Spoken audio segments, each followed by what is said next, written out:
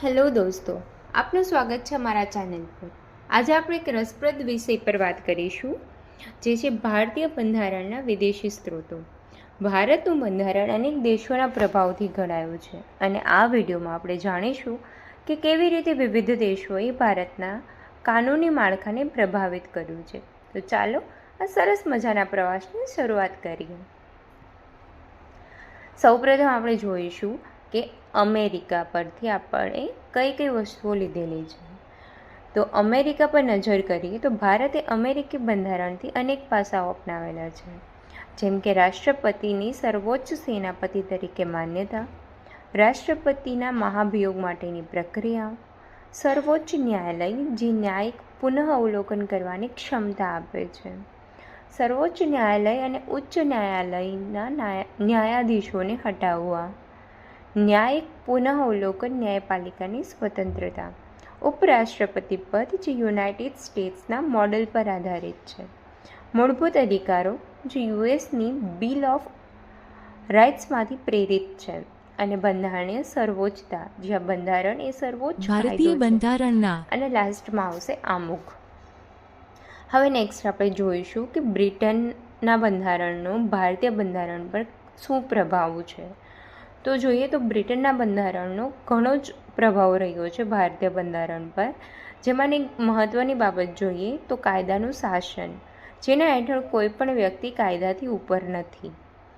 Next આવશે રાષ્ટ્રપતિની બંધારણીય સ્થિતિ, ત્યારબાદ આવશે દ્વિગૃહી સંસદીય શાસન, પછી સૌથી વધુ મતના આધારે ચૂંટણીનો વિજય, કાયદા બનાવવાની પ્રક્રિયા, એકલ નાગરિકતા અને સંસદીય વિશેષ અધિકાર જે સંસદના સભ્યોને વિશેષ અધિકારનો ઉપયોગ કરી શકે છે।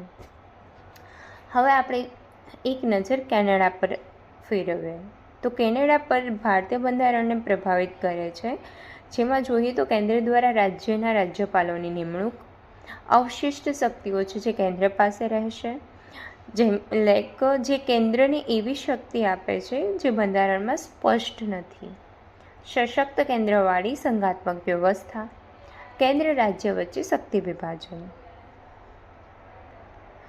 નેક્સ્ટ હવે આપણે આયર્લેન્ડ પર જઈએ તો ભારતે અમુક વિષયોમાં આયર્લેન્ડની પદ્ધતિ અપનાવેલી છે, જેમ કે રાષ્ટ્રપતિની ચૂંટણી સંબંધી પ્રક્રિયા હોય, રાજનીતિના નિર્દેશક સિદ્ધાંતો હોય, યા તો રાજ્યસભામાં રાષ્ટ્રપતિ દ્વારા પસંદગી પામતા સભ્યો।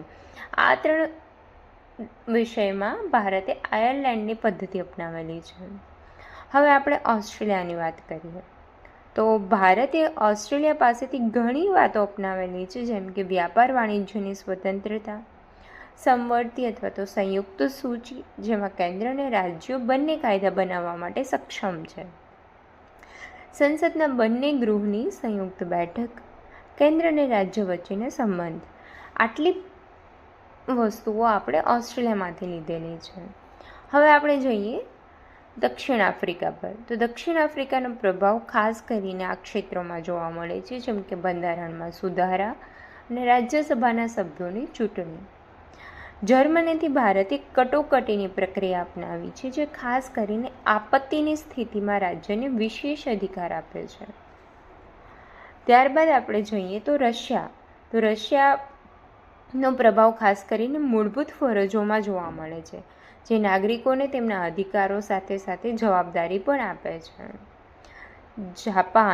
જાપાન પાસેથી ભારતે કાયદા દ્વારા સ્થાપિત પ્રક્રિયા અપનાવી છે, જેમાં દરેક પ્રક્રિયા કાયદાસર રીતે બંધારણથી નક્કી કરવામાં આવી છે। અંતે ફ્રાન્સ પર જઈએ તો ફ્રાન્સના પ્રભાવથી ભારતે સ્વતંત્રતા, બંધુત્વ અને સમાનતાના મૂલ્યધારો અપનાવવાની વાત કરી છે, જ્યારે ફ્રાન્સની ગણતંત્ર પદ્ધતિ પણ ભારતના સંસ્થાની રચનાને પ્રભાવિત કરે છે। તો ટૂંકમાં આપણે ફ્રાન્સ પાસેથી 4 વસ્તુઓ લીધેલી છે: સ્વતંત્રતા, બંધુત્વ, સમાનતા અને ગણતંત્ર। આ રીતે આપણે જોઈ શકીએ છીએ કે ભારતીય બંધારણ વિશ્વના વિવિધ દેશોના વિચારોથી પ્રભાવિત છે। આ વિદેશી પ્રભાવને ભેગું કરીને ભારતનું બંધારણ એક અનોખું અને વિશિષ્ટ કાનૂની માળખું બની ગયું છે। આ વિડીયો જોવા માટે તમારો ખૂબ ખૂબ આભાર। જો તમને આ વિડીયો સારો લાગ્યો હોય તો કૃપા કરીને વિડીયોને લાઇક, શેર અને સબસ્ક્રાઈબ. Thank you.